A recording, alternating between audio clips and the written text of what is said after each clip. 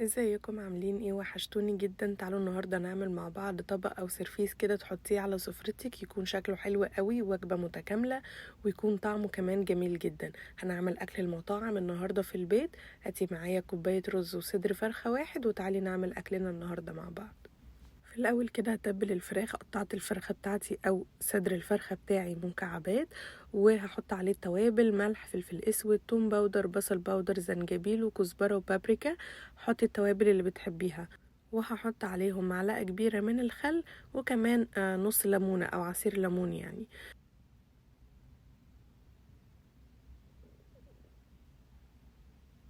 هنقلب بقى الكلام ده كله مع بعض، ونسيب الفراخ في التتبيله شويه. تعالوا بقى نعمل الرز على ما الفراخ تتبل شوية. معايا هنا في الحلة معلقة زيت على مكعب زبدة، حطيت عليهم بصلاية متقطعة صغير كده نشوحها، وبعدين هنزل عليها بجزراية متقطعة صغير برضو نشوح كده مع بعض. ممكن تحطي سمنة على فكرة، لو مش عايزة زبدة وزيت براحتك يعني. هنشوح بقى البصل والجزر كده لحد ما يتبلوا شوية، وبعدين هحط عليهم التوابل. معايا ملح، وهحط نص معلقة من الفلفل الأسود، نص معلقة من الكركم، ورق لورا. وهنقلب كل الكلام ده كله مع بعضه.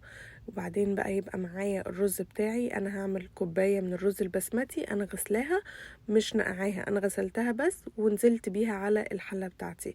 وبعدين هقلب كده واشوح الرز مع الخضار مع التوابل اللي حطيناها، نشوح كده مع بعض. وهنزل عليها بكوبايتين من المية السخنة او المية المغلية. هحط عليها كوبايتين. كوباية الرز البسمتي بتاخد كوبايتين مية. هنقلب كده ونغطي ونسيبها لحد ما تتشرب شوية. اول ما تتشرب بالشكل ده هنهدي النار على الاخر، ونحط على الوش كده حبة من الكورن او الذرة، ونقلب كده تقليبة بسيطة، ونغطي ونسيبها براحتها تستوي.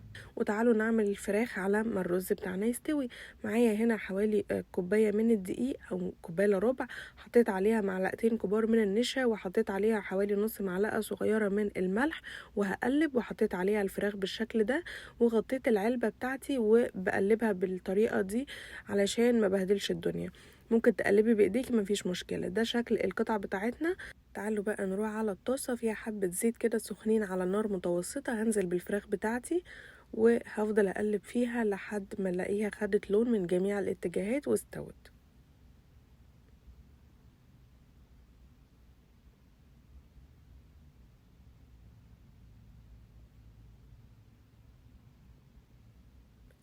هنا الفراخ بتاعتنا كانت خلاص يعني جاهزه انها تطلع من الزيت.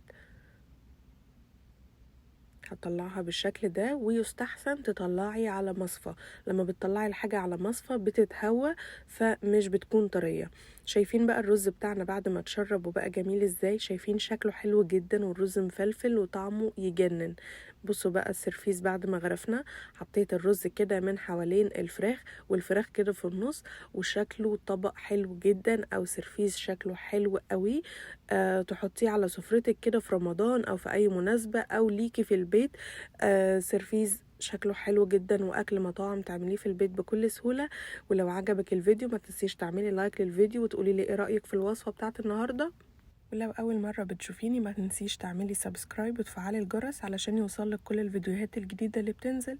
واشوفكم المرة الجاية في حاجة جديدة نتعلمها سوا. باي باي.